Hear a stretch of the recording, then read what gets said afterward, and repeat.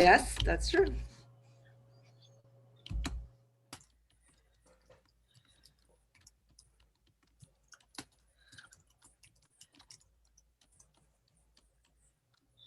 Okay, well, it's 3 o'clock. We'll go ahead and get started. things are a little less than optimal, but that's all right. We're going to rock and roll. Thank you, everybody, for being here today. We are going to be having a wonderful opportunity today. It's going to be interactive. Some of you are going to feel uncomfortable, but that's table topics. Some of you are going to leap at the opportunity to answer a question. That also is table topics. Hopefully today, wherever you've begun your journey, you will end your journey of today by feeling more comfortable with a little bit more knowledge and a little bit more experience about table topics. I'm going to stop sharing now. We'll be sharing several different documents as we go along. I'm going to find my agenda so I know what in the world I'm talking about. Who put this thing together? What kind of slipshod organization is this? All right. We won't name names, will we, Percy? That's great. So glad I don't have that big square where I've named myself going goober. Okay. Hey, this is what we're going to be doing today. We're going to start with the notion that some of us are just starting out on our table topics journey, and we're going to try to help bring everybody forward. So for those of you who are very secure in your table topics experiences and your skills, hang with us, enjoy the ride. Those of you who are new, we're going to address some of your concerns and do some general information to begin with, and then we're going to steadily get more and more and more sophisticated. By the end of the 90 minutes, you'll be at the point where you feel like you can step into a room and at least attempt the table topics and feel comfortable trying new things. Are we ever going to get to the point where we excel at it? I think there's very varied degrees of excelling at table topics, but at least you feel comfortable giving it a shot. One of the things about table topics you got to know is that you have to do it a lot. You have to do it, and you do it like anything else. Practice makes best. So the last part of this meeting, you will be given an opportunity to sign up and join a group of people on WhatsApp. And that's on the link that I sent you, the invitation. It's got my WhatsApp number. You can join that group. And as Hong Jin knows, we create a group that is essentially online on WhatsApp. And every day for the next month, I am going to pose a prompt. And you will have an opportunity to do a table topic on that prompt and get some feedback. It's going to take more than just 90 minutes to take you to the level of comfort that you want. So join that group and let's continue the fun even after this workshop is over. At this point in time, I'm going to welcome all of you to the Tip Top Area 11 Table Topics Workshop. I want to thank all the people from Tip Top, including Charles Sanzone, Rick Newton, for helping us to host this, John Krager. He's going to be one of our timers today. We're going to have 2 timers. I know nobody likes a 2-timer, but we're doing it. We're going to have 2 timers today because John's going to keep us on track through the agenda, and Annette's going to keep us on track because we're going to have timers that time for every single table topic and every single answer. And some of these answers, I'm only going to give you 5 seconds. Let's go ahead and introduce some of these great people who will be with us today. First is our special instructor coming to you all the way from Shanghai, China. It is our great District 85 champion in table topics, and she was the finalist 2 years ago, Hong Jin Du. Would you please welcome her today? Thank you, Hong Jin, for being with us. She'll be giving us some of her advice on table topics, as well as giving us feedback as many of you will be given the opportunity to actually do table topics. Our chat monitor is going to be Lola Stone. Lola, thank you for being here today. Lola is also our Division A director, and I appreciate, as always, her support of our little endeavors. I think you're going to get an opportunity to do a lot of questions and answers in the chat room. Lola, if there's anything that you need to bring my attention, I do appreciate it. If you just holler out and say, Percy, got a question, and we'll take it from there. One of our timers, John Krager. John, how are you? You doing all right, sir? Just want people to get to know you. I'm doing well. How are you? I am doing well. Doing and well. Annette Henderson, you are there. If you'd go ahead and wave for us. Hello. Fantastic. Both John and Annette, if you would go ahead and rename yourself at the beginning with timer, that would be fantastic so that people can find your name. Grammarian Rick Newton. Rick, how are you, sir? Doing great. How you doing? I am well. I am well. I am jazzed. I'm excited. I am caffeinated. That's all good.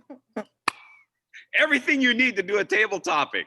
Hey, Rick's going to be our grammarian. And unlike most meetings where grammarians simply give the report at the end, I've invited Rick to give reports as we go through. So that while you are doing, or while we're going through our meeting, and Rick has, and you've just done a table topic answer, I'm going to invite Rick to chime in with an answer or some corrections if need be. All right. So thank you, Rick, for your 90 minutes of focus and attention. I appreciate that. He's got a great eye for detail. And one of our Zoom masters was going to be Charles Sanzone, but since I'm having issues just giving out co-host duties, somewhere along the line, I must have control issues. No, so I can't seem to get my co-host duties to go. And so Charles, if you could help be a spotter, if you would help spot finding people for the next answer. What you're gonna find is I'm gonna say, I'm gonna be ready with a question. And Charles, if you would call out the next victim, volunteer, if you would call out the next person to answer, that would be great. So you get to scan the crowd, because at the speed that we're going at, I won't be able to scan the crowd. But if I could lean on you to do that, sir, that would be fantastic. Yes, and if the people put their level, I would start with level 1s and level 2s. That would help if you could change your name to add the level in the beginning. That would be fantastic. Thank you, Charles. All right, we have discussed our format. Our format is going to be working through several different activities. We're going to start with very easy activities and very short activities. And then we're going to work to longer and longer and longer activities until we get to the point where we are doing full table topics with evaluations. And we will be doing we will mimic an actual table topic contest and send people to a breakout room so that those of you who are participating in the table topics contest this spring, at least for District 25, if you're interested in feeling that whole structure, you'll get that opportunity. Let's move forward. We're going to go to basic rules. For basic rules, I've asked Crystal Besaw, who is here in District 25, and she is president of Lone Star Motor Mouths. Lone Star Motor Mouths in District 25. I've asked her to give a quick overview of what are table topics. What is table topics? Crystal? Thank you. Percy asked me to do an overview. I think I went overboard, so excuse me. I got really excited about this. So I'm just going to go ahead and give you a little background. Roscoe Drummond, an American journalist, once said, "The mind is a wonderful thing, and it starts working the minute you're born, and it never stops until you go to speak in public." Table topics has been a key component of the Toastmasters program for many years because it is a simple 1 to 2 minute speech. It's impromptu, and it has the ability to transform your communication skills. So love it or loathe it, Table Topics is a powerful tool for growth. We engage in impromptu speaking every day. Table Topics hones the skills of creating an impromptu response that can be laser focused and really compelling. And by participating in Table Topics, you can also develop critical and organized thinking skills because you have to think so quickly, you have to have some structure to it. Researchers from Rice University, Johns Hopkins University, and Columbia University published some conclusions about our ability to speak and write being controlled by two separate parts of the brain. As a result, we can understand why people have a difficulty with speaking and writing how they speak and speaking how they write. So when writing a speech, we edit our ideas very slowly and we use more formal and less conversational phrases. And when we speak off the cuff, we don't edit as much. So basically, we think before we write, but we speak before we think. And the thinking comes from two different parts of the brain. So Table Topics helps exercise the discipline the brain needs to be able to even the disparity out. So with that in mind, it could be helpful to think of Table Topics as almost like a workout. So as power-packed exercise to really stretch your brain and improve your confidence and strengthen your impromptu speaking muscles.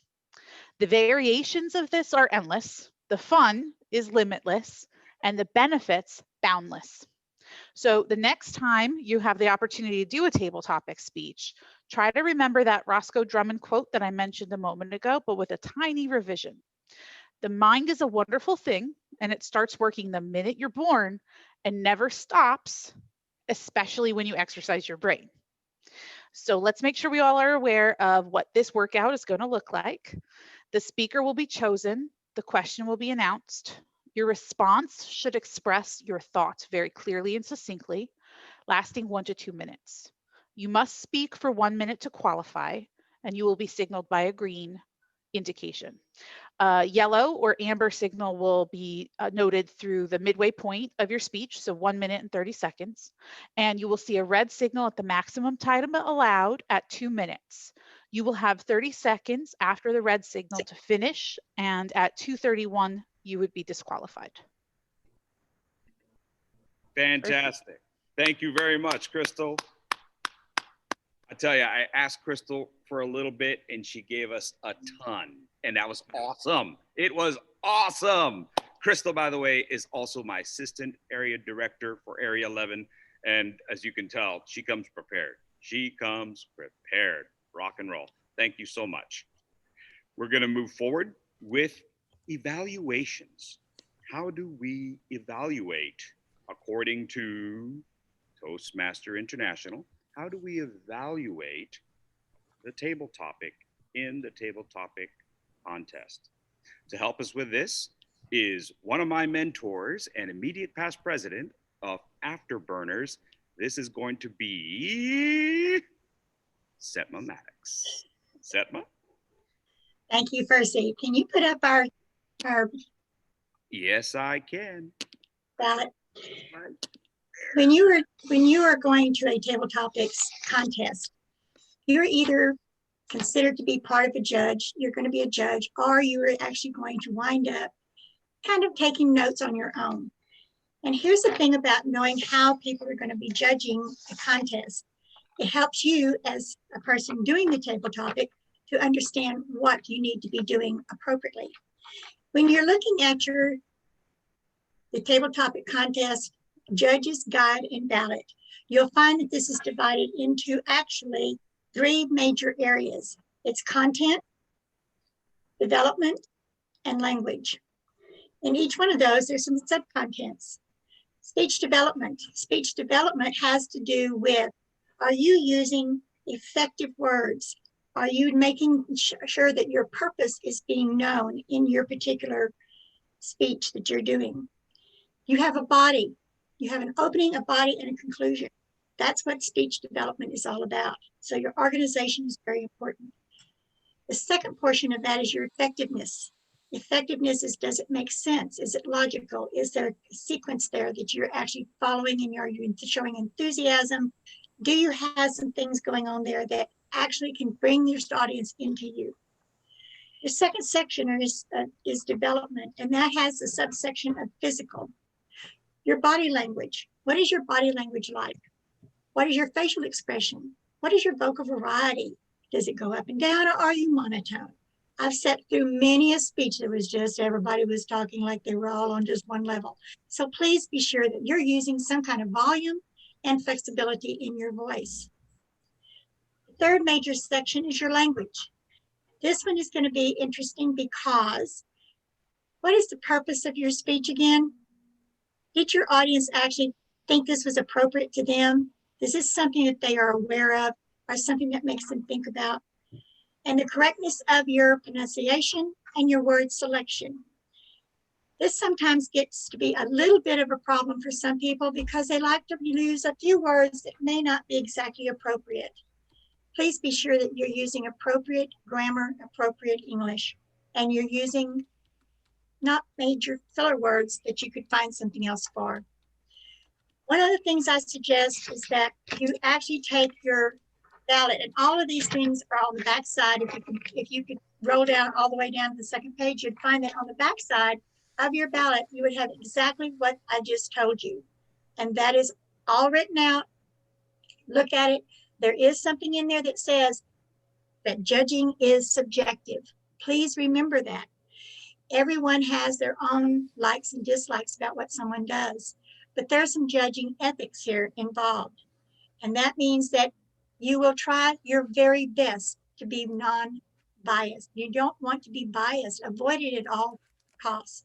You may have somebody that's going to be in the contest that's from your club or from another club. You may not like that person from the other club, but you need to stop and say, did that person do all the things that we're asking them to do?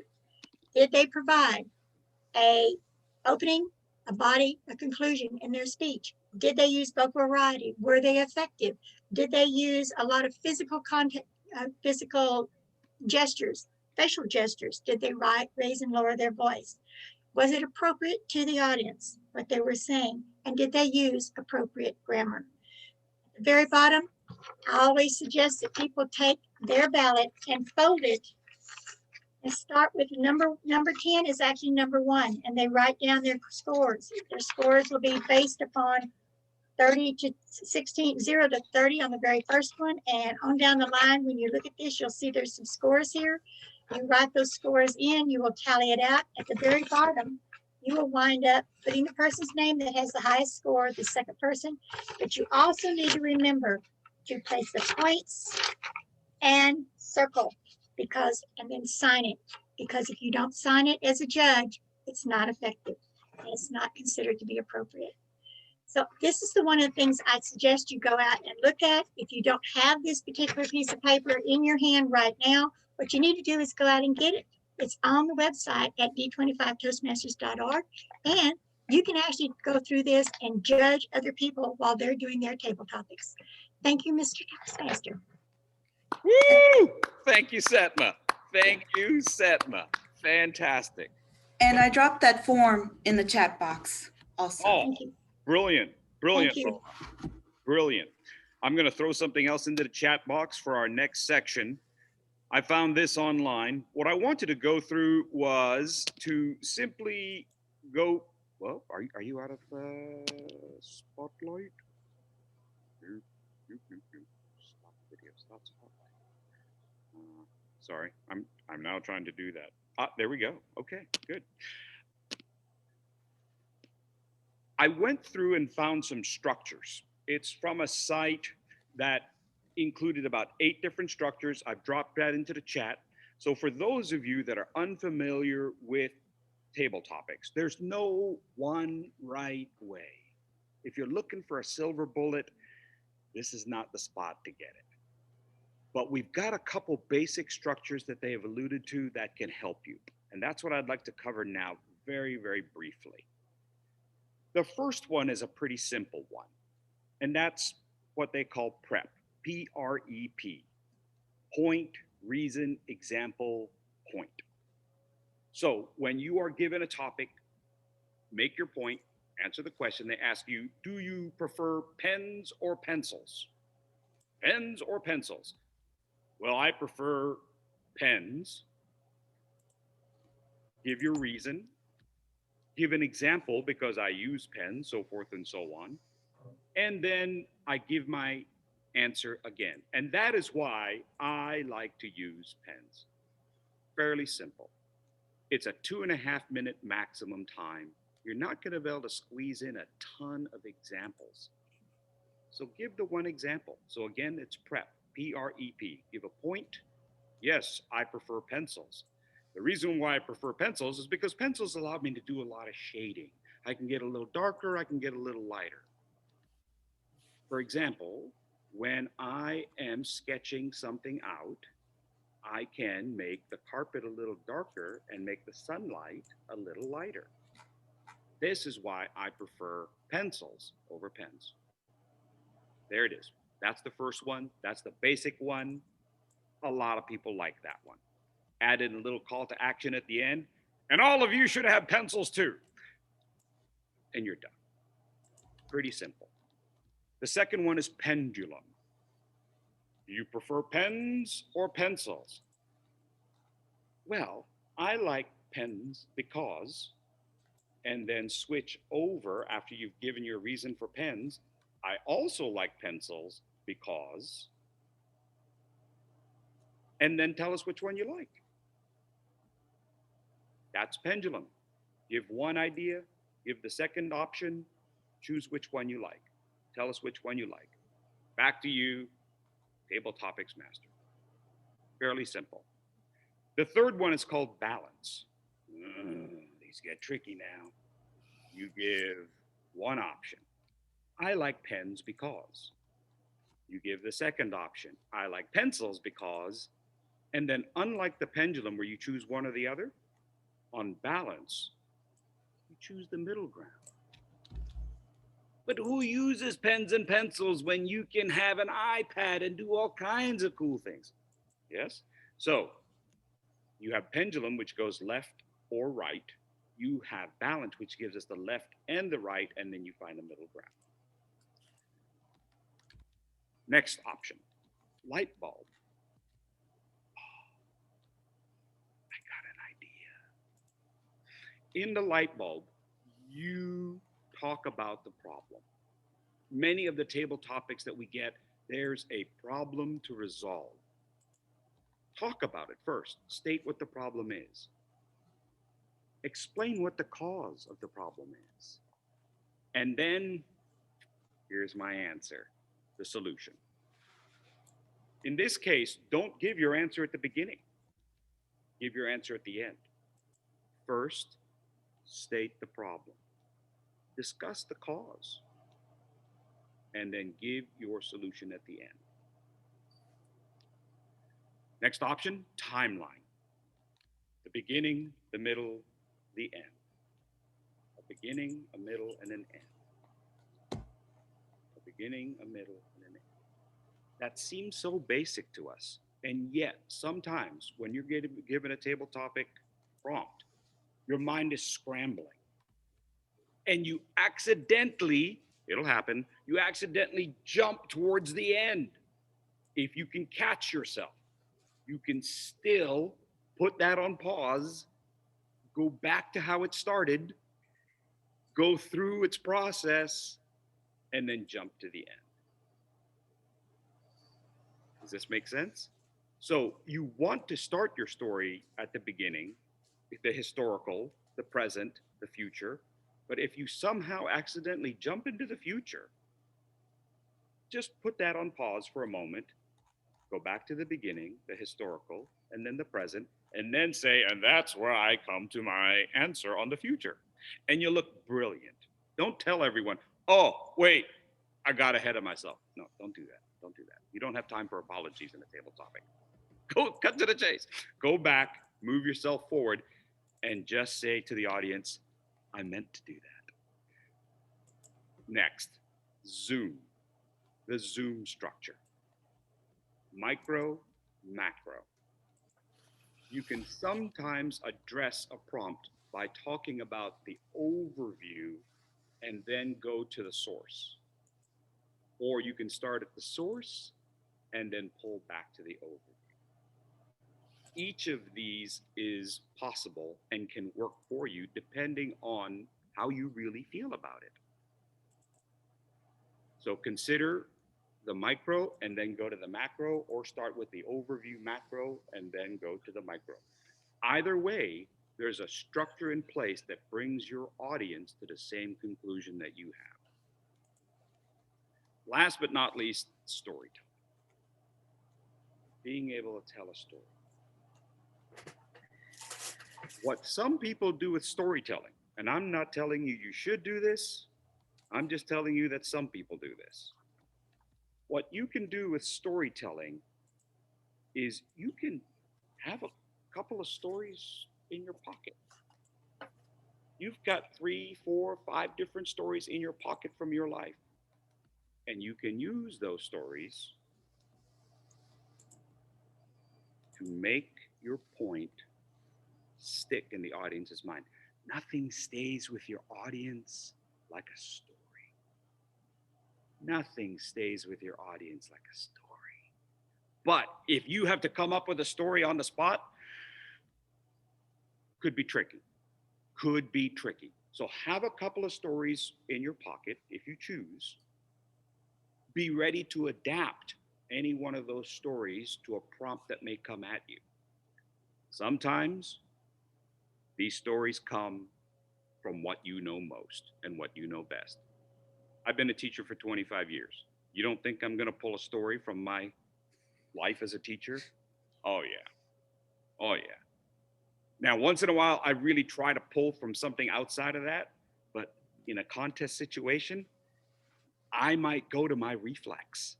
I might go to what I know best and what occupies my brain 90% of the time. And that's going to be a story about my students or a story from theater. But since everyone in the audience has been a student, and probably no one in the audience has been in theater, I'm going to go ahead and pull from education rather than theater. So when people say, tell us about why pens versus pencils is so important. Well, I'm telling you that the kids that I know, you've got to give them a chance to make mistakes, and pencils give us a chance to do that. There was this one time I had a student, yada, yada, yada, yada. I've got that story. Maybe I got 4 or 5 different stories. I'm going to pull a story from what I know best. Have 4 or 5 stories ready to go, if you so desire, and then plug them into the prompt as needed. Some people say this is not ethical. I feel like as long as you haven't prescribed 2 minutes worth of your speech, then you're giving it a fair chance. You're giving it a fair shot. I'm not sure how others who are experienced feel about this, but when you only got about 15 seconds to come up with something, you're going to go to what you know most. And if you can give yourself a fighting chance by having a story about what you know most, being able to recall those stories and have them right there at your fingertips, you stand a fighting chance. By the way, using stories for any one of the other structures is absolutely okay. Using stories in any one of your structures is terrific. At the end of the story, come up with a call to action. So go out there, get yourself a pen. Have a call to action on any of these structures, and you're going to stand a fighting chance at doing well at impressing your audience with table topics. Terrific.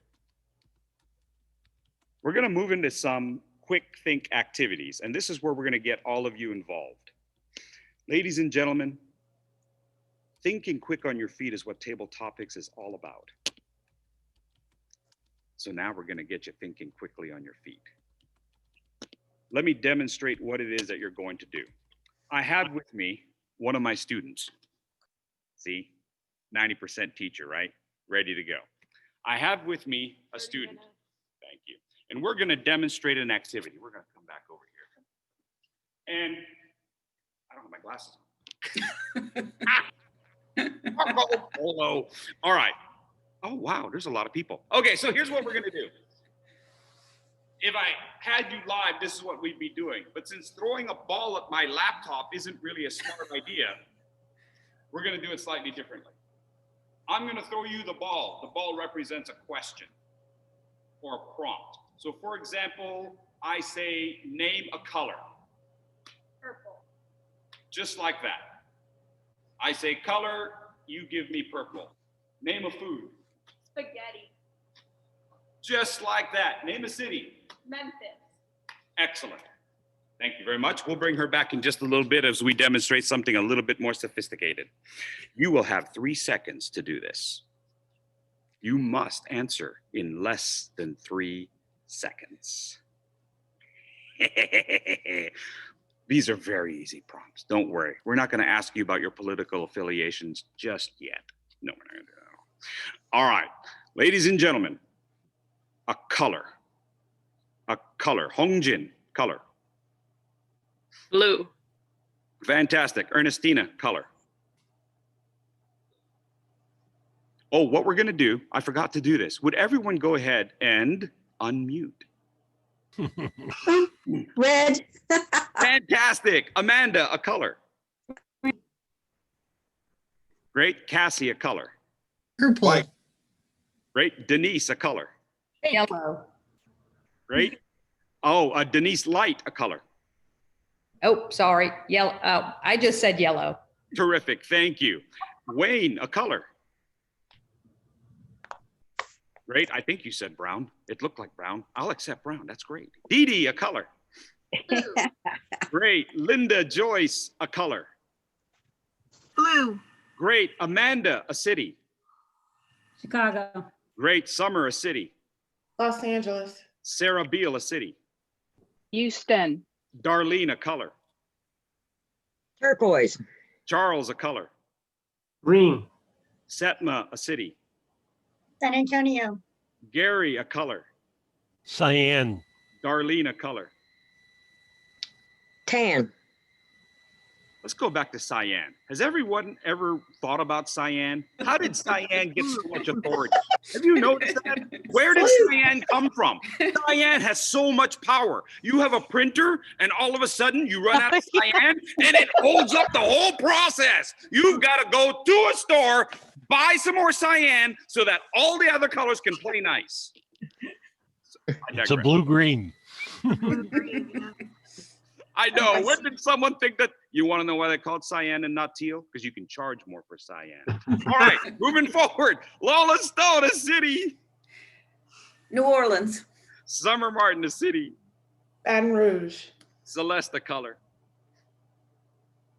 Green. Cherry, a food.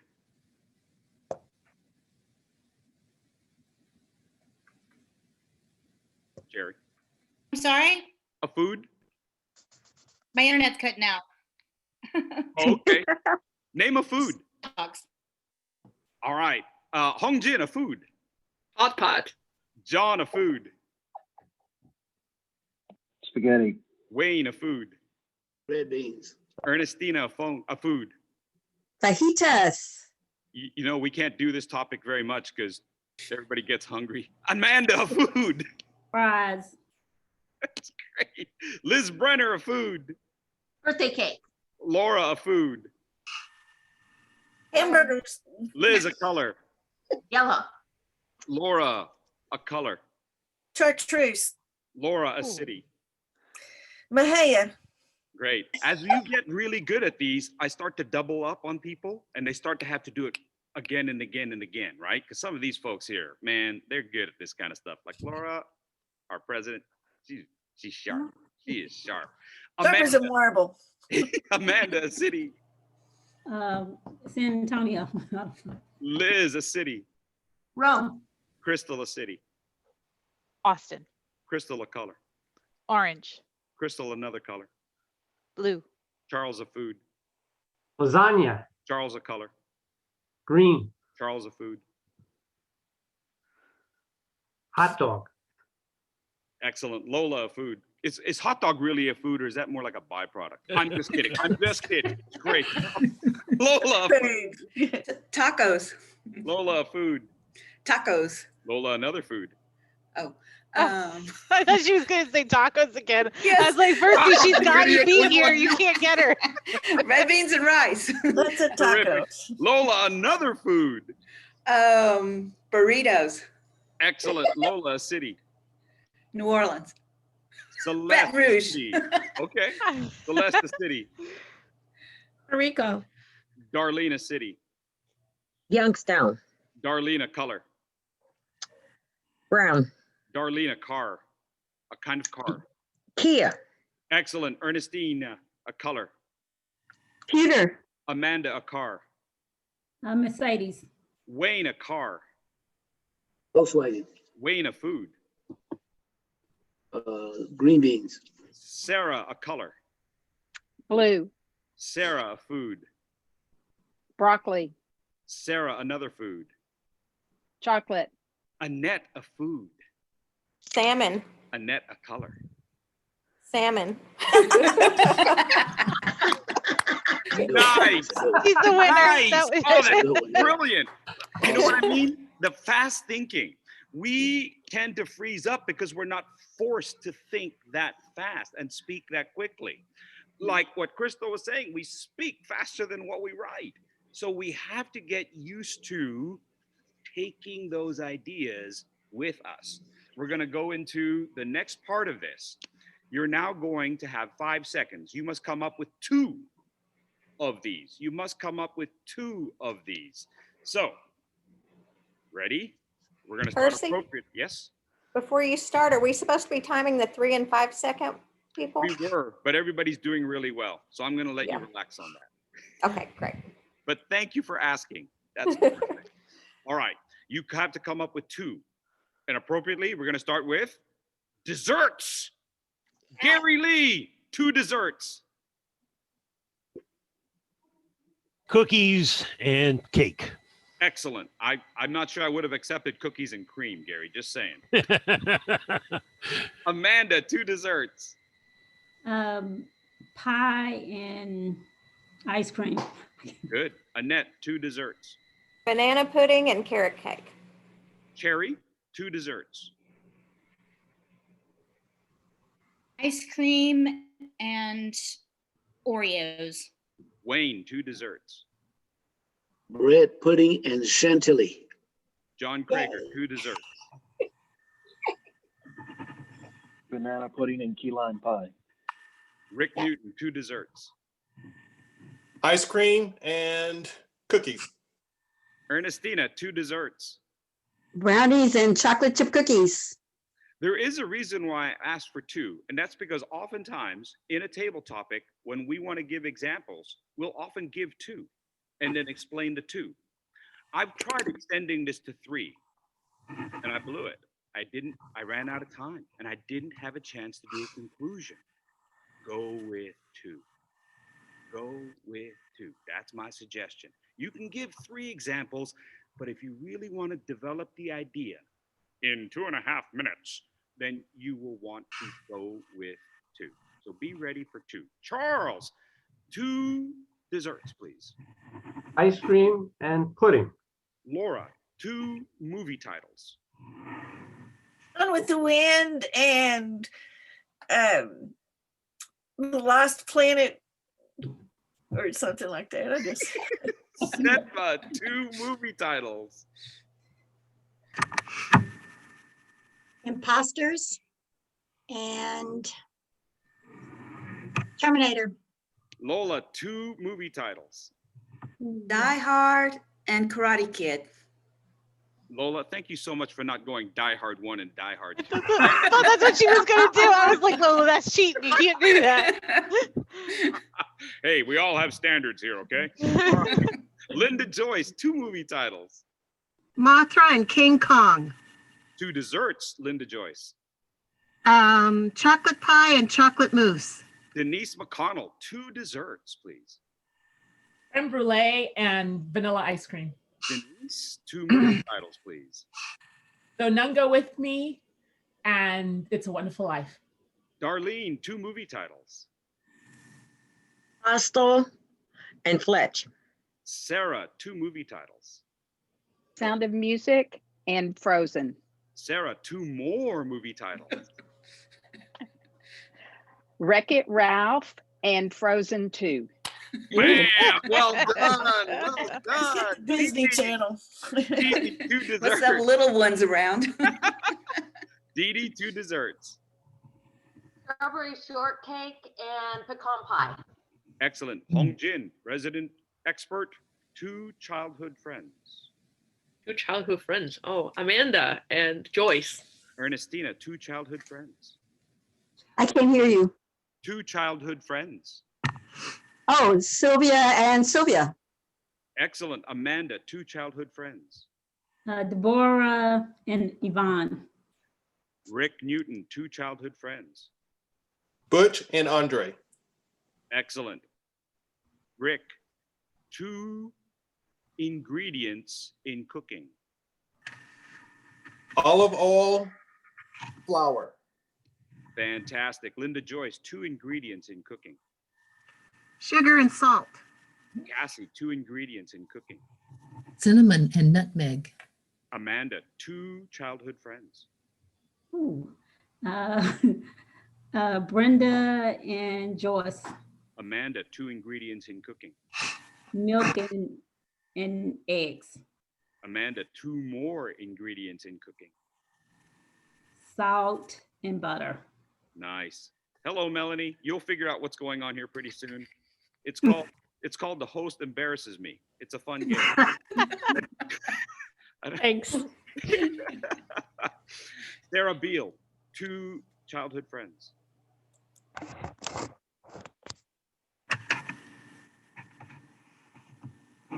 Away. Wayne, 2 childhood friends. AC and Eugene. Excellent. Wayne, 2 more childhood friends. Vernon and Wilbert. All right. Liz Brenner, 2 favorite activities.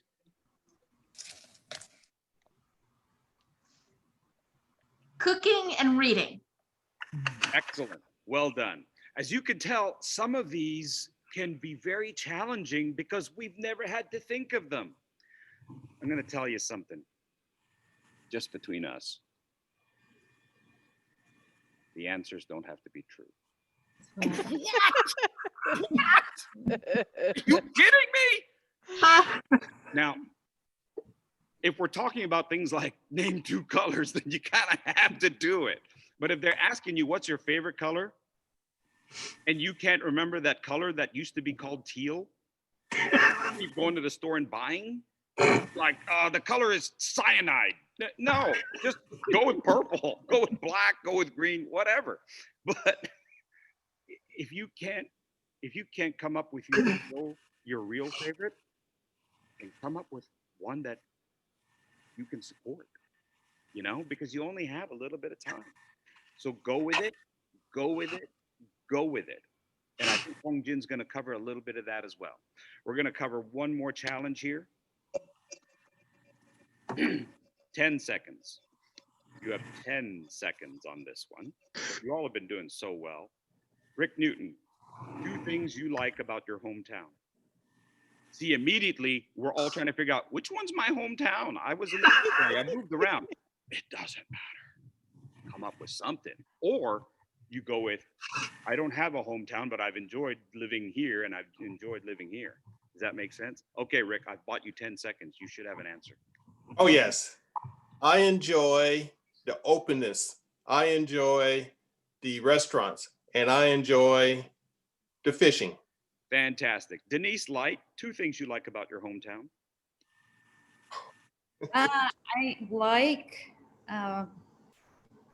I like the schools, and I like the tennis groups. Great. Laura, 2 things you like about your hometown. The wide open space in the people. Fantastic. Setma, 2 important places to you. 2 important places to you. My home and Toastmasters. Great. Lola, 2 important places to you. My hometown, New Orleans, and my home, Fort Worth. Amanda, 2 important places to you. Oklahoma City and Fort Worth. Melanie, 2 important places to you. My home and my parents' home. Excellent. Celeste, 2 things you like about your hometown.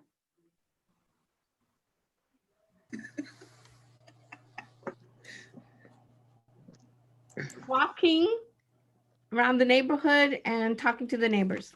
Fantastic. Gary Lee Webb, 2 important places to you. La Serena de Chile, Monterey, California.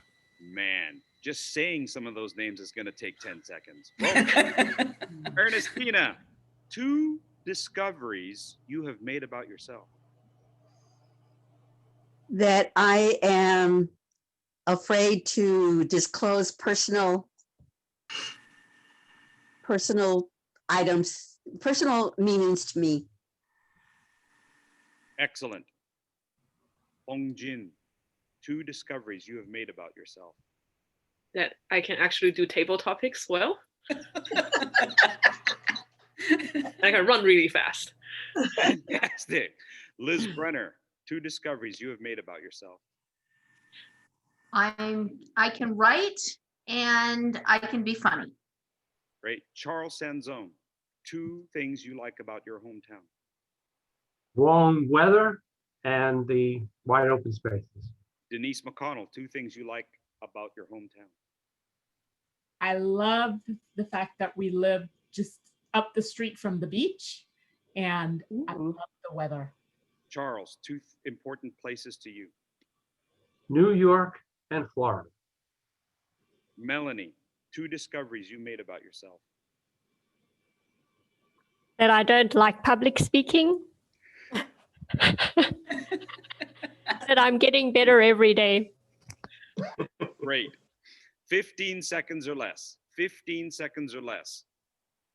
The pros and cons of ice cream. The pros and cons of ice cream. You have 15 seconds. Rick Newton. Number 1 is when you eat it too fast, it will freeze your brain. And the other part I like about ice cream, when you eat it slow, you get to savor the taste, the full taste. And those are the 2 things I like about ice cream. You got to eat it slowly, but not too fast. Excellent. That's a tip-top answer from a member of Tip-Top Toastmasters. Well done, Rick. Laura, president of Afterburners. Pros and cons of ice cream. The pros of ice cream is how great it tastes, how many different flavors there are, and how many different ways you can eat ice cream. And the cons are it freezes your brain and it melts and it makes you fat. Excellent. Annette Henderson. 2 steps. President of Longhorn Toastmasters, by the way, Annette Henderson. 2 steps to doing your favorite activity. 2 steps to doing your favorite activity. Steps to doing my favorite activity is having time to focus, and this is getting tough. Having time to focus and no distractions. Excellent. I forgot to tell you I was going to give you 20 seconds, but I know you didn't need it. Are you kidding me? I was waiting for the ice cream question. I wanted that one. Lola Stone, 2 steps to doing your favorite activity. 1, find my book, and 2, get in my favorite reading book chair. Excellent. Crystal Besaw, 2 steps to doing your favorite activity. My favorite activity is writing, which requires planning and execution. I struggle with concluding things, so that's my weak spot. It's a great conclusion. Well done. Specifically, we started with simple, almost 1-word answers. Yes, with no explanation. Then we moved to answers that required listing 2 things. And then we required something that required explanation. And then there's almost a sequential point to this. So with that last one, you had to answer 2 steps to your favorite activity. So first you're going, what's my favorite activity? And then 2 steps in sequence. So the brain can be trained to think the way we need to think in topics, in table topics. We have to allow ourselves to get there. We have to allow ourselves to think both freely, creatively, and yet with some sense of logic and purpose. But again, if you can't come up with a favorite activity because you have so many good ones, let it go. Come up with any activity and then you'll get there. Now, we are now going to take our time to move forward. And I apologize, Hongjin, I got started late on the agenda here, but we are now going to move forward with our guest lecturer, ladies and gentlemen, a finalist in District 85, and that's like 1/3 of China. The 1/3 of China, that's like 300 million people. That's a lot. That's a lot of people, 300 million. It's actually technically 333 million people. And out of all those people, Hongjin Du was a finalist 2 years ago, and this year was the winner of the District 85 Table Topics Contest. Ladies and gentlemen, Hongjin Du. Thank you, Percy. Thank you for inviting me. So hello, everyone. I'm Hongjin, and I'm really honored to be here to share with you some of the tips I have for table topics. And today I want to share with you 3 tips, and Percy probably know all of it already because he had helped me a lot during this table topics journey. So the first thing I want to share is that for table topics, fundamentally, it's a speech. So as Setma has shared earlier, if you look at the evaluation criteria, it's almost the same if you ever participated in the international speech contest. It's almost the same. So when you're practicing table topics, you have to do the same thing as you're always doing for the prepared speech, meaning the body language, the structure, the message, all of the things, think of it as a complete package. And when you think of that, actually coming up with an answer is only a very small part of that speech. There are so many other things that you can prepare for the table topics. And that are the things like your body language, your vocal variety. Those are the things that you can always keep practicing while you're in a Toastmaster environment or doing a prepared speech. So table topics is not that hard. And I discovered that because, as Percy mentioned, I won the table topics contest, but have never won the prepared speech contest. So what does it mean? It means that table topics is actually easier because nobody expects you to be absolutely perfect as you were preparing for prepared speech. But you can actually get prepared by like practicing today, like thinking about your stories, like learning about the structures and using them daily. And that will definitely help you when you're doing the table topics. So first, I also share with you some of the structures that you can use for table topics. And one of my favorite is very similar to the PREP. And the one that I found very useful, we call the AREM. So very similar, it's A that stands for the answer, and R for the reason, and E for the example, and M for the message. So you can see it's very similar to PREP, answer, reason, example, message. And that is a little bit different from PREP because what I want to emphasize is really the message. That's very important in table topics. Because like, if we talk about what's your favorite color, a question like this, if you're in a contest environment, people are going to talk about different colors. So what does it even mean for the answer, for the people who are sitting in the audience? Why would they spend 2 to 3 minutes, 1 to 2 minutes listening to you talking about your favorite color? Right? It's like us going to a Toastmaster speech. Why will we spend 5 to 7 minutes for someone to just go on and talk about something that's totally not relevant to the audience? So when the AREM really reminds me how when we're preparing, you really have to think about the message in your speech. And I'll give you an example. When I was preparing for the table topics, the first time I participated actually was 2 years ago. And I still remember the question from that time. It was, if you have a billboard that thousands of people can see, what would you put on it? And for my answer, well, one thing about me, I work at Shanghai Disney Resort. So I said, oh, if it's a billboard, I just put welcome to Shanghai Disney Resort. And I just made a speech about, oh, there's so many things you can play in Disney. There's this, there's that, there's the pirates, there's Frozen, there's everything. And that was my speech. And I had a lot of fun doing the speech. but the speech actually got me through the club contest, but it never get very far because there was essentially no message. It was just a blunt advertisement for like some place that I really love. But you can feel the passion, you can feel the delivery part, it was good, but there was no message. And 2 years later, I actually got a similar prompt, and actually for the district final last year, the winning speech that I delivered. And the question was, the thing worth waiting for. And once again, I made a speech about Shanghai Disney Resort, because at that time it was closed, but then when it will open actually the next day after the table topics contest.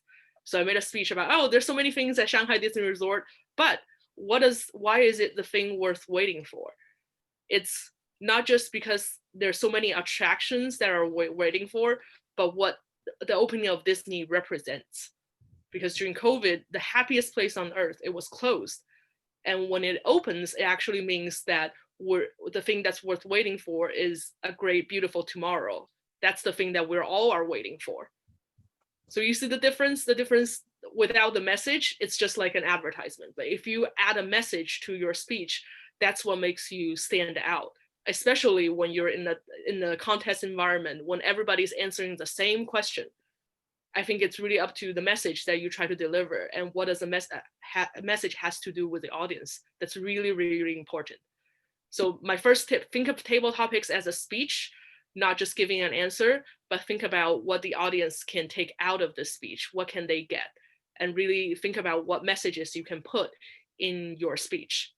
And first, he has mentioned telling stories. That's very important because when you have those stories, there's always a message that goes behind it, right? Even if your question was, what is your favorite color? If you cannot tell a story about why blue is your favorite color, and there's a story about how this actually impacted your life, that will be very impactful than just saying, oh, it's just blue or just another color. And actually, that reminds me, even in our district, one year, the final question was, if you had to pick, the question was, what's your favorite color? And someone picked a changing color and describe how the color changes throughout the life and why different parts of his life, there are different representations, and talks about how we're all just fluid and we can have changing colors. We don't have to pick one color. So that was the winning speech that year. And you can see it won not because it came up with the creative answer, but the message that was behind the answer. So always think of your speech. Always think of a table topics as speech and always try to deliver that message.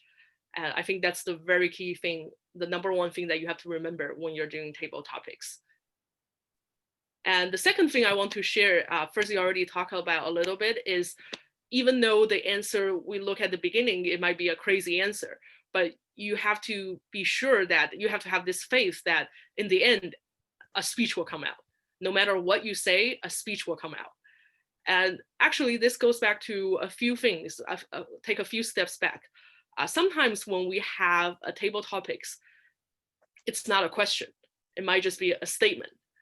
And if you encounter something as a statement, sometimes you cannot just come up with an answer because it's not a question. So for example, when I attended the area contest 2 years ago, our question only had one word, and the word was loser. And can you imagine when the contest chair just come up to me and shake my hand and say, Hong Jing-do, loser, loser, Hong Jing-do. And at that time, I didn't know how to, what can I say? Why did the contest chair just call me a loser? And it was just a deer in the headline moment.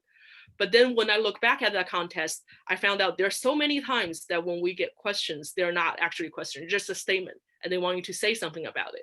And the one thing that I found very useful is you try to make that statement into a question. So for example, loser, you can talk about, oh, who is a loser? Or when was a time that I was a loser? Or maybe something like, what is the difference between a winner and a loser? Things like that. So that makes my brain easier to process. And maybe then that will make it easier for you to come up with an answer instead of just thinking about what can I say about this statement. And the same way you can use for questions that you don't want to answer, because sometimes there are questions, but there are questions that you found very difficult to answer. I give you an example. The example from this year, from our club contest was, if you had a magic wand, well, naturally what people will think is, if you had a magic wand, what would you do? Right? And then people will talk about, if you had a magic wand, blah, blah, blah, I will do this, I will try to save the world, something like that. But when I look at it, it wasn't a question. So how I completed, how I transform into a question is a little bit different. So my question for myself was, if you had a magic wand, why? Then I made a speech about why I don't need the magic wand. I just can create the magic myself. I can do little things to help others, things like that. So if you really want to be creative and think outside the box, try to transform the statement into a question that you want to answer, and maybe a question that's different from others. And that will make you stand out in table topics.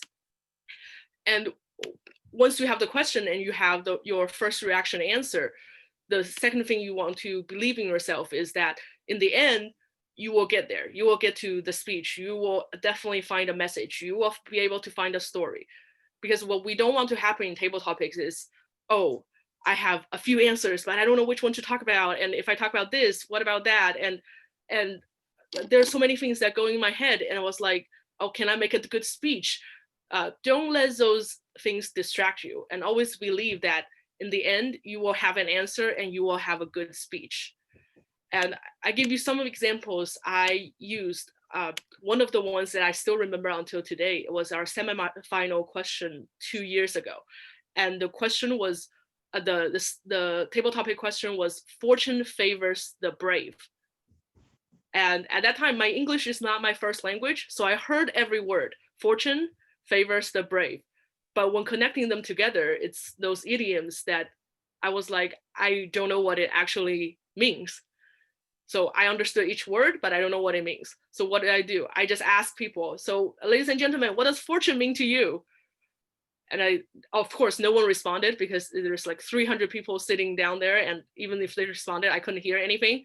And I said, oh, for me, fortune means money, because, you know, Fortune 500, people who have a lot of fortune. And so I basically made a speech about how if you're brave enough, you can make a lot of money. And that was not, when I walk off, I was like, okay, that's probably not what it means, but I did the speech. And when I walk off, everybody in the contestants, they actually applauded. I was like, oh my God, that was just a horrible speech. And then I found out the people before me, they did even worse, because some of them don't understand every word. Some of them understood every word, but didn't know what it meant. And they just froze up on the stage. So in the end, even if I made a speech that was not really what the question I was asking, I made it to the finals. And I think that really proves the statement that fortune favors the brave. So if you just have faith in what you're saying, and just because there's so many points that's given to your physical, right? When you're delivering a speech, how passionate you are you using a body language, vocal variety, things like that. So don't let those doubts in your head really affect how you're performing on the stage, and just believe that in the end you will get there. You will get the speech, and you cannot control what other people do, right? Just make the best speech that you can do up there. And another, that's the second part. So if you don't know the answer, just make sure that you have faith in whatever you're doing, no matter transforming the question, saying something that was just like asking the audience, or just tell people, wow, that's a good question, and buy you some time to think. And in the end, once you have the answer, just go with it. Don't think about, oh, I actually have another answer in the back of my head. Because if you have those thoughts, it will make your speech not as good as it should have been. You've been focusing so much on trying to battling the voices in your heads, as opposed to focusing on the speech that is at hand. So that's my second tip for you. Always believe that you have an answer. And even though it might not be what you're expecting, just have faith and try to complete that speech as confidently as you can, and just let the judges or whoever to judge the rest. As I mentioned in the beginning, nobody expects you to be perfect, because it's an impromptu speech. So don't give too much pressure on yourself either. Just go and have fun, and maybe something creative will come out of you. And my third and final tip is very easy. It's just take every opportunity to prepare and practice. Very important. Even though it's an impromptu speech, there's a lot of things that you can do to prepare and practice, such as answering the questions that you never thought about before. And when I prepare for the contest, we actually just like Firstly is doing one WhatsApp. We had a group, we had a WeChat group, and every day my club members, they will give me a question in the WeChat group, and they don't just type the question, they did it as if it's really a contest. They send a voice message and then I play it and then I have to answer the question. And then it was a group of 20 people and other people will see it and give me feedback. So that is one way you can practice. And before the contest, I thank Firstly a lot because one day he just sent 26 questions from A to Z. And that's the day where I just had to practice 26 table topics questions that single day. So it's very useful that you get exposed to the questions that might be asked in table topics, or just even if the question, if they're not the exact question, at least it gets you think about what stories and messages that you can think about, you can talk about when you're doing your table topic speech. So in the future, when you have a similar topic, or if you want to recycle the story for another question, it will be easier for you. So take those opportunities to practice in the group and also in the club environment. I know not a lot of, so most of the time you may be able to only answer one question in your club to be on the stage to do the table topic. But what I always do is no matter what the question is, I will just write it on a sheet of paper and write what my answer would be and think about how, if I were the person on the stage, how would I develop that speech? So a lot of ways that you can keep practicing. And one thing very important after all this practice is always get the feedback from others and always go back and think about the question yourself. Because I found out when I do table topics, a lot of times when I go on stage, I did a speech, and when I come off, the first thing that came into my mind is I should have answered the question that way, a different way. Oh, that would be a better speech if I said a different story or if I gave a different answer. So why not just write those down? So the next time when the time comes, you can use those answers. And that all the practices really paid off for me, because for one of the questions I was asked 2 years ago, it was asked the same way. It was the same question for last year. So for that question, it was a very simple question. The question was, who are you? And the first time I answered it, I just treated it as a self-introduction. As I said before, there was no message because nobody really wants to listen to a self-introduction. And how do you stand out from a bunch of people? And so I have always been thinking about it for like 1 to 2 years. If I were to answer that question again, what would I say? And so I came up with different answers. And the second time when I was asked a question, I said something totally different. And I still remember what I said. I said, so the second time when I was asked, who are you? And I said, I'm Hongjing and I am the district champion for table topics this year. And this was before the table topic contest. This was during the division contest. And when I said that, and people were like, and I said, okay, wait, people will ask, so how the contest is not even finished yet. So why are you even saying this? And I said, what's important is not who we think we are, but who deep inside we want to be. Because if we have that goal, what we want to be, that's very important. Otherwise, we will restrict ourselves and think, oh, I can't do table topics. There's so many great speakers out there. And there's so many thoughts that's preventing me from getting my potentials and being who I want to be. So I think when I said that message, that just gives me, the goal to reach. And that when I said that to a bunch of people, that actually, when coming back, then I had the intention to practice even more because I already said it to a bunch of people in public. So now I have to go back and really realize that dream. Otherwise, it will just be BS. So a lot of practice, even after a division, a lot of practice, a lot of preparation, and that got me to where I am today. So I think very important to get the opportunity to practice, but also think back about the 2 tips every time when I was practicing. Think of it as a speech, not just an answer. Think about how to incorporate the content, the delivery, the appropriateness into the table topic speech every single time. And always have faith that you will have this answer. No matter what you said in the beginning, in the end, it will come out as a wonderful speech. And when you do that, you practice again and again, it will make your impromptu speech sound like a prepared speech. And that would be awesome because all the other people, they're doing their table topics, but you're doing a prepared speech. And that is very important to help you prepare for the table topics. So that is all I want to share. So 3 tips. Let me just go back again. First, treat table topics as a speech.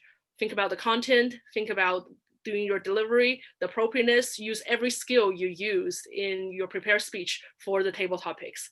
And secondly, the answers we gave out today, always have faith that you will have an answer. Though it might not be what you expected, but the way you deliver a speech, in the end, it will come out as a wonderful speech. Don't doubt yourself. You have that ability. If I can do it, you can do it as well. And thirdly, take every opportunity to prepare and practice. Join Fercy's group. He's awesome. He gave me so much feedback during the table topics journey, and I could not have done it without him. So thank you so much again for inviting me, and I hope this is helpful for you to begin your table topics journey or to even achieve the district level, to achieve the district champion. Thank you. Thank you, Hongjin. Don't let her fool you. She's great. She would have won without me. And as for a prepared speech, she's always right up there. She's going to win that. I'm telling you. All right. We're going to move forward and we're going to simulate a table topics contest. And we're going to have Hongjin stay with us, and she's going to give feedback to the people who do their speeches. We're not necessarily going to choose a winner. I don't think that's what we're here about today. I think we're here about giving some feedback. And for those who have never done a contest or unfamiliar with it, this will give you an opportunity to see what those procedures are. Do I have two people, and I'm really looking at the level 3s and 4s. Well, there's only one level 4, but that was good, Liz. Do I have two people who would like to volunteer to throw themselves under the spotlight? And we will send you to a room. Yes, Gary Lee. That was somebody that I thought might be there. And anybody else? Excellent, Denise McConnell. Thank you very much. Denise, I'm going to assign you to a room. Okay, there's Gary Lee. I'm going to assign you to a room, and Denise McConnell.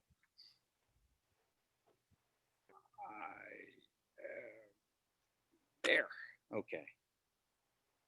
And now what do I just hit? All right. So I'm going to send you to the room. If somehow I send you to Siberia, will y'all join back again? All right. Here we go.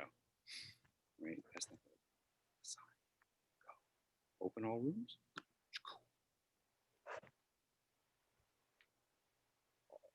Okay. You've been invited. We'll see you soon. Did they go? They've gone. Did they go? Denise, are you with us? Shake a piece of furniture if you are. Okay. Did we get them? All right. I'm just making sure. I guess I could go to the room and see what's going on. You know, somehow this You could send me to the room, Percy, and I'll check. I'll send you to your room. Crystal, no dinner either. No dinner. All right. All right. I think they're there. Normally it's easier for me to see this. I can't even find Crystal on here. Crystal. Okay. Excellent. I'll be back. It's been nice knowing you. Bye.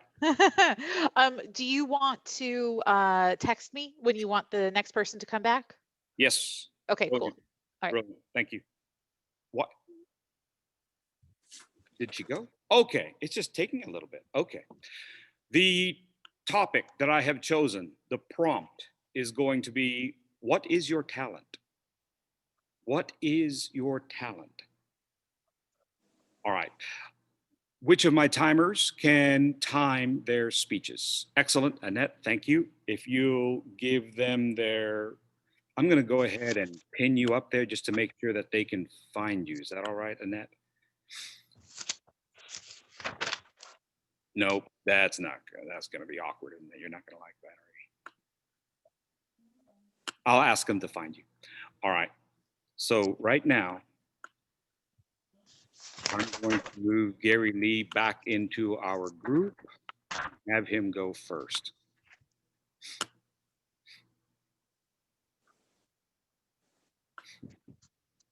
And I'm going to take Gary Lee. Are you back, Gary? Yes, I am. I'm looking, oh, there you are. I'm looking for you, and I'm going to spotlight you. You are our first speaker. Have you seen, Annette Henderson is the timer. Do you see her, sir? No. She's got her hand up. Thank you. She's got a blue background and is doing this. Well, I can change the view to show everybody. She has a green background. Gallery. Come on, gallery view. And now, yes, now I see her. Fantastic. All right.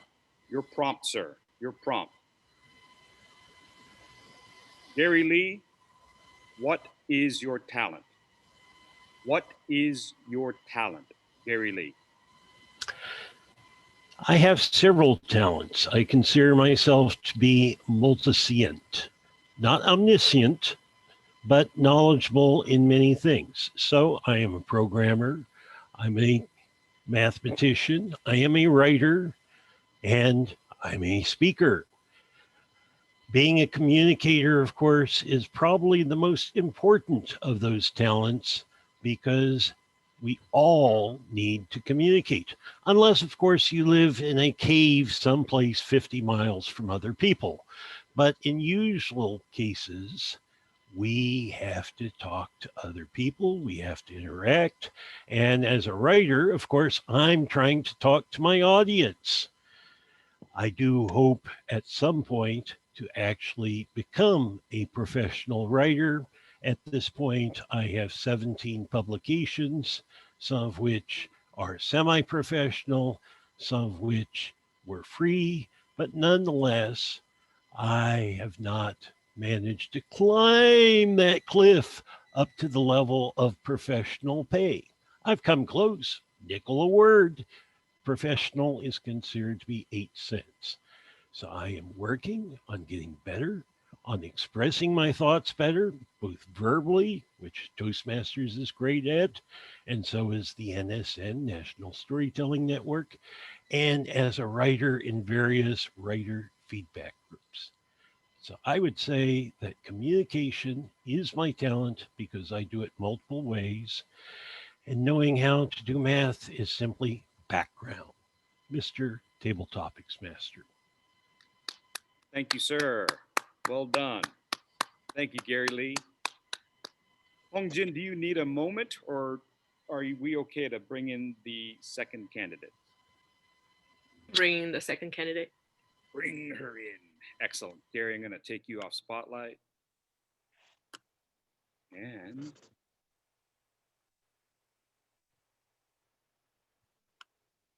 I'm going to bring in both Crystal and Denise, so Crystal doesn't feel like we just completely left her in Siberia.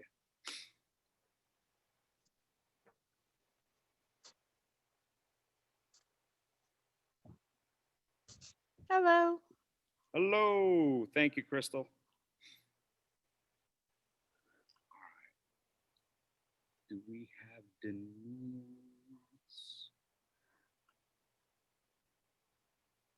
Denise, I'm looking for you. There you are. Oh my God. It is so hard finding people. Thank you so much. You're All right, welcome. Denise, I'm going to spotlight you. There she is. Hey, great background. Well done. Denise, your topic is, sorry, I just spaced out. What is your talent? Denise McConnell. Denise McConnell, what is your talent? Talent is highly overrated. There are many things I can do, and even more things I am interested in doing. So why limit myself to a talent? There are things I do well, and other things I do poorly. But I enjoy doing them all. For instance, running. I only run if someone is chasing me. And if they're not, I like to walk. I walk fast. I walk slow. Is walking a talent? Nobody might think so.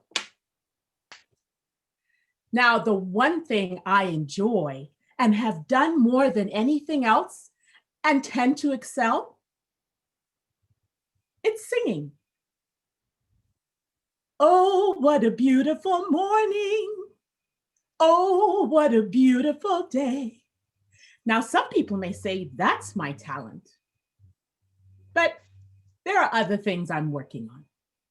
Mr. Table Topics Master. Thank you, Denise. Well done. Well done. And I got to tell you, Denise, if we had more time, I would pull the curtain back and show you our set for the musical Oklahoma. Wow. Mr. Grammarian, do you have any points that you would like to bring up regarding both our speakers? And Denise, by the way, I also apologize. I forgot to tell you to find the timer. My apologies. Beg your pardon about that. Mr. Grammarian? Yes. For Gary Lee, he's very good. There was zero ahs, ums, ands, nothing of the sort. And one positive thing I noticed about Gary is, which a lot of us, including me, I will put a filler word in, such as you knows, or what have you. But I noticed Gary takes a short, deep breath on those little pauses, which is good. That way he could collect his thoughts and move right on to his points. But he did very well there. For Denise, also zero. There was no ahs, ums, you knows, or what have you. And I like the way she have a little short pause before she moves to her next point. And to me, that's a sign that there are experienced table topic masters or experienced speakers. They know when not to do the filler words. And they have, for Gary, it's a deep breath. For Denise, there's a little short pause. It's not annoying, it's perfect. And that's my assessment. Thank you. Thank you, Mr. Grammarian. I appreciate that, Rick. If y'all ever want to see Rick in action, Tip Top Toastmasters, Sundays, every other Sunday, second and fourth Sunday from 2 o'clock to 3 o'clock Central Time. Great group to be with, gives you a lot of opportunities to do table topics. Timer, do we have a timer's report on our two speakers, please? Yes. Gary Lee spoke for 1 minute and 46 seconds, and Denise McConnell spoke for 1 minute and 28 seconds. They both qualify. Thank you. John, would you mind being our timer for the evaluation portion? Hongjin, will 1 minute per speaker be enough, or would you like 90 seconds per speaker? I think I can talk about both of them in 2 minutes. Fantastic. All right, then we'll give you a time for 2 minutes. Is that all right? Sure. All right, thank you, John. Go ahead, Hongjin. Okay, so I think I agree with Rick. Both of the speakers are really advanced table topic speakers. And I think I've seen two different approaches about table topics. When I see Gary, it's a very, how do I say, a very standardized table topic way to answer table topics. He gave the answer and he gave the reasons, and then he gave the example about how he's working on his publications and working on expressing himself. And in the end, he gave the point again that the talent is being a communicator. So when we talk about the structures, I think it's a very clear, the PREP method that he used. And I think we can all learn from him. It's a very standardized speech, and that is something that we can organize our speech with. And I think for Gary, I can see it's very large. So when we look at the evaluation criteria, we look at the content, I think it's very good. I think there could have been more examples in the example part. And in the end, the point was very good. And the delivery part, I really love how when he was delivering, he had his body language, even though it's in front of the camera. So I think that's really good. And just for, I think some parts that I think Gary could consider to add is first, because I'm not a writer, so I don't know what is really behind the writing part, that what's the thing that you have to endure. Maybe if you can give more examples about how specifically you're working on to get to that professional level. I think that's one thing that we can work on. And the second thing is, since your time is at 1:46, so there's still a little bit time. So maybe in the end, we can add something that would relate more to the audience, because not everybody is a professional communicator, not everybody is a writer.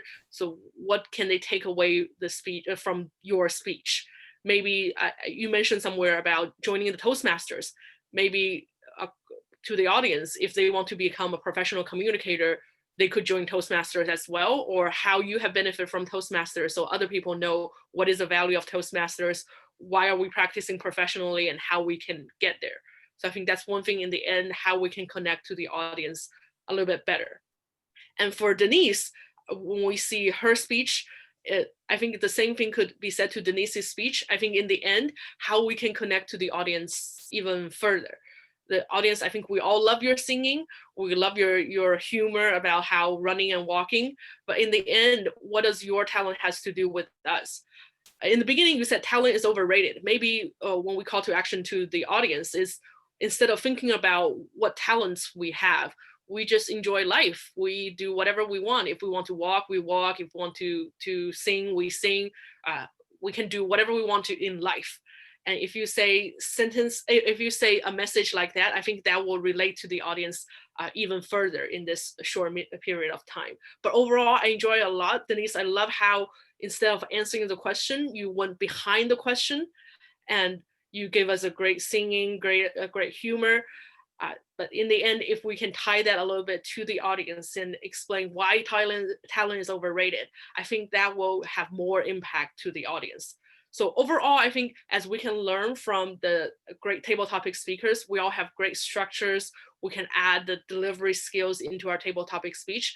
But I would just challenge all of us to think about how we can have the question connect more to the audience with a message, not just talking about our own talents, but what does it mean for the audience to have talents or not have talents? I think that is the takeaway that we can have in your speeches. And I think by adding that, since we both have time, adding that message in the end will make a lasting impact to the audience, not only just remembering what your talent is, but what does it mean for them to have a talent or not have a talent. And I think that is something that can make the speech stand out in a table topics contest. So that's all my evaluation. Hope that's helpful. It was. Thank you, Hong Jin. We've got just a couple of minutes left. Were there any questions for Hong Jin? I know I can't see. No questions, just a general thank you for you. the insight. That was How awesome. would she answer the question, what is her talent? I'd love to see her answer for that. Yeah, so if I were to answer this question, connecting to the table topic, I found my talent is answering table topic questions. And that would be the answer. And the reason is before all this, so I use the AREM so you can see what's it like. So I would say my talent, to answer this question, my talent is answering table topic questions. The reason is before 2 years ago, I don't know what to do. I don't know how to answer table topic question. Even the first time when I joined table topic contest, I didn't want to join, but my contest chair say, oh, you just go up there and have some fun. You're preparing for an international speech contest. Why not just join table topics so you can get familiar to the stage and get to know your audience? And that's when I joined table topics and I found, oh, actually, I can answer the questions. It's not that hard. And as I progressed through the area level, the division level, even the district level, I found that I'm gaining more confidence when answering table topic questions. And with all this journey, it's not just me knowing that I have the talent, but what goes behind the ability of me answering a table topic question. It's through a lot of practice, a lot of help from my team members. It's not that easy. So what I can see as a talent now, it's not just a talent. It's really hard work and perseverance that can turn something that we're not good at into a talent. And so my friends, so maybe you have talents, maybe you don't, but if you cannot answer this question now and try to find a talent, my suggestion is just go out there and try and keep persevering, keep practicing. Maybe one day you can make table topics your talent or something else. But as long as you work hard, you will get there. So that will be my answer. So you can see I have a very structured, the answer, reason, example, we tell the story. In the end, the message, not just only a message to the story itself, but the message that can connect to the audience. And maybe they don't practice table topic questions, it's okay. So for whoever in the audience, they can take something away from the answer. Nice job. Thank you, Hong Jin. Thank you. You're My welcome. friends, we have run out of time. And before we all go, I want to appreciate and thank Tip Top Toastmasters for letting me bend their ears about this project. Charles Sanzone, thank you very much, sir. Rick Newton, our grammarian, John Krager, thank you, the three of you gentlemen, and Lola Stone, who's also our Division A director. If any of you are looking for a club, and a club that'll give you an opportunity to speak and hone your skills, it's a great time slot. It's just right before you would have joined here from 2 to 3 o'clock, second and fourth Sundays. A great opportunity. To the rest of my Area 11 compadres, from Afterburners, Setma, Laura, and then from Longhorn Toastmasters, Annette, thank you so much for stepping in and helping us out. And where's Crystal? Oh my gosh, thank you. All right, thank you very much, Lone Star Motor Mouths, for stepping in, Crystal, and being sent to Siberia for us. I really appreciate all of your support during this process. We had a few more table topics to go, but I know many of you have other commitments. If you would like to continue to have an opportunity to hone your skills, please join me on the WhatsApp. You'll have to download that app, and then my phone number is in there. We'll create a group, and I'll throw out topics every day. Not that you have to answer every day, but if you feel like, boy, I want to take a shot at this one today, let me know. And just like Hongjin said, we'll record it verbally, so you won't hear it until you're ready to give yourself the most accurate setting of doing a table topic, where you hear the topic and then you have to answer almost immediately. And remember, you do have a few seconds to think. You do have a few seconds to think when they give you the prompt. Take those moments. Take that moment, gather yourself together, and then go grab the microphone. Thank you all very much. I appreciate you all being here. We'll stay on for as long as you want. Hongjin, thank you very much. Thanks for coming all the way from Shanghai, China. Yeah. Fantastic. Thank you. Good job, Percy. Thank you, Setma. Thank you. Thank you, Percy. Bye, everyone. Have a great day. Bye. Thank you, Bye. Lola. Bye. I'm leaving. Thank you, everyone. Thanks. Thank you for the invitation. Yes. You bet, sir. I had a question, Percy. Yes. If there were a couple of people who I feel would benefit from practicing this further, but they were not able to attend, would it be okay to share some distilled information either from this, the links that were provided, some of that stuff, to them, and then have them join the WhatsApp conversations? Absolutely. Send them the link, join the group. As soon as this thing has uploaded or downloaded, I really don't know the difference between those. I'll send you the link to it so that they can get the benefit of home. That'd be great. That'd be great. Yeah, I had 2 people that said that they were interested, but they were either traveling or there was something going on and they couldn't make it. So there was a conflict there. So yeah, I think that would be awesome to be able to share that. I think that'd be terrific. Shouldn't be a problem. Cool. Thank you. Thanks for all your help, Crystal. Oh, my pleasure. I had a wonderful time with this, and I love the resources you provided and great people that you had helping to guide the way. Hongjin, thank you for your insights and for leading by example, because it was really good that Lola posed that question that way she did, to kind of put you on the spot so we could see you in action. So that was Yes. that was good job, Lola. Thank you, Lola. Yeah, I actually thought about if I were to, I'll probably do something. I'm also thinking about how to twist this question. Yeah. But when I saw Denise that did it, I was like, oh, that's a really nice way to, answer the question behind the question. I'm telling you, if we had more time, I would have opened the curtain and you'd see this wagon back here. There's a wagon ready for Oklahoma. Wow. How crazy Awesome. is that? It is. And she sang the song.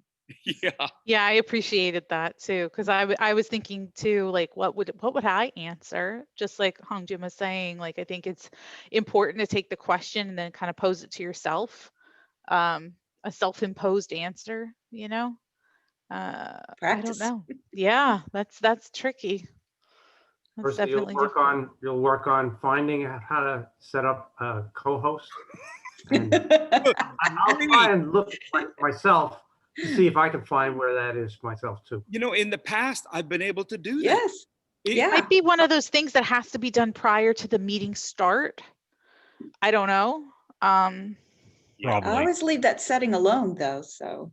There's a couple of features that I notice if they're not enacted before the meeting, then they don't apply to the meeting. So that might be part of the problem. I think you're right. I think you're absolutely right. And before I make another mistake, would you all give my student a big round of applause? Because oh yes. Yeah, we got her. Well, how can we forget? Hello. She did a great job. She's there and ready to do things, and in case things go wrong, she's here. And I was going to bring her back on and do a couple more examples, but we just ran out of time. It was so unexpected too that you had additional support in the room. I thought He's that like was the wizard, you know. Let me see what's behind the tent here. He's got stuff behind the here. curtain. He's got people over here. Who knew? You know, it's like shooting a TV or movie where you're like right in here, and then the camera pulls back, and there's like 15 people gathered around with makeup and lighting. That's funny. The whole production trying to make sure that my head doesn't glare too badly. And you pull the curtain apart, and we'll see a brick wall back there. It's there. I can show it to you. It's there. Or it's a window thank you with so a much brick for wall. waking up so early. Hong Jin, Yeah. it's 5 Yes. a.m. when we started. 5 a.m. Holy Toledo. And all put together. You I don't know. look like with the coffee cup, like struggling. So I'm just doing my best, so that's okay. Ready It's to good go. that you cannot see what's down there. You only see the top. The pajama pants still on. Yeah. Okay. That's the table topics training right there. You're That's ready right. for anything. You're ready to answer and look great at a moment's notice. No, thank you, Hong Jin. Your insight. You're welcome. My pleasure. As I said, thank you so much, Percy. I mean, for all of you, he helped me really a lot during the table topics, and I could not have done it without him. It's his so many questions that he gave me that just made me think things differently. And I remember when I started, he would always give me so much comments to work on. And at that time, it was just overwhelming at first. But then as we moved through, I think I grew a lot and he helped a lot. And I think I could not have done it without the Shujiahui group, and especially without your 26 questions in 2 days. I think there's two sets of 26 questions. I think there's like 52 questions in 2 days. Wow. Vice versa. She helped me as well. She was tremendous in helping me with the international speech. So hey, I'm just paying back the favor. Thank you. Percy, you had those questions rehearsed, or spontaneously you came up with those? Spontaneously. That's great. That's terrific. I can see that you're a teacher, though. Yes. Excellent facial expressions, knowing ahead, good vocal variety. I wish I had teachers like you in a number of classes where I didn't. And looking into the camera. I see you in there. Wake up. No, we have a good time. We have a good time. I do, and we had plenty of material. I do wish I didn't use up so much time at the beginning, because we had some great. I had some extra topics for 30-second storytelling. You know, tell a story in 30 seconds, because you've got to be able to do that, right? How do you tell a story in 30 seconds? Because the whole thing is only 2.5 minutes. So your story's got to get spot on. So how do you pull that out from under your hat? And but hey, we'll do some of that in the WhatsApp group if any of you are interested. But thank you so much to all of you. Thank you. You all really made this happen. It was a lot of moving parts and a lot of balls in the air, and that was great. Lola, thank you. Oh, thank you. Chat monitor, I saw the comments, and thank you for writing everything out for people. That was really terrific. John, Charles, Rick's already gone, but thank you. I appreciate your support and letting us sort of, dovetail into what you all got going. I hope we'll get some people. See you next week at our Tip Top Toaster Masters meeting at 2, from 2 o'clock to 3 p.m. I'm coming to that too. I'll be there Cool. this time too. Good. Good. That'll Gary be- Lee, you're invited too. Yeah, Hong Jin, you're invited too. 4 a.m. No, yeah, that's what I was gonna say. That's even worse for her. I know.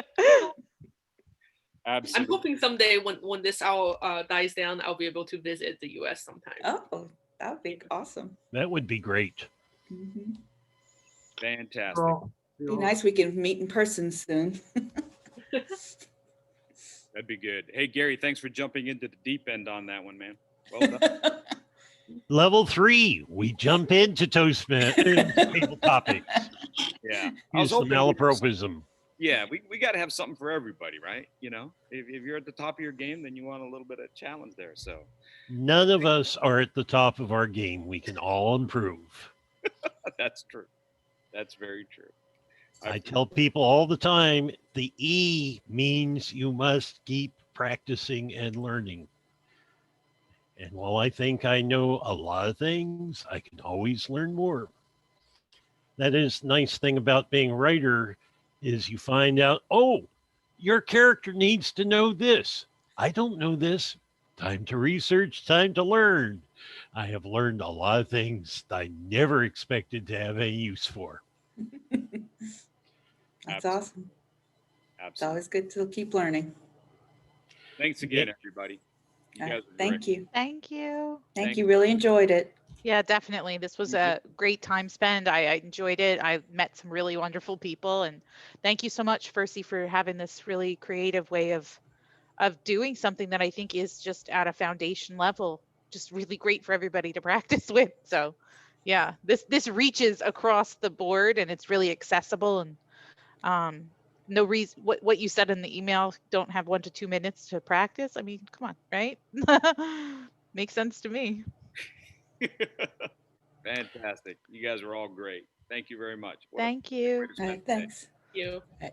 Bye, guys. Bye. Thanks, John. I Thanks, Hong Jin.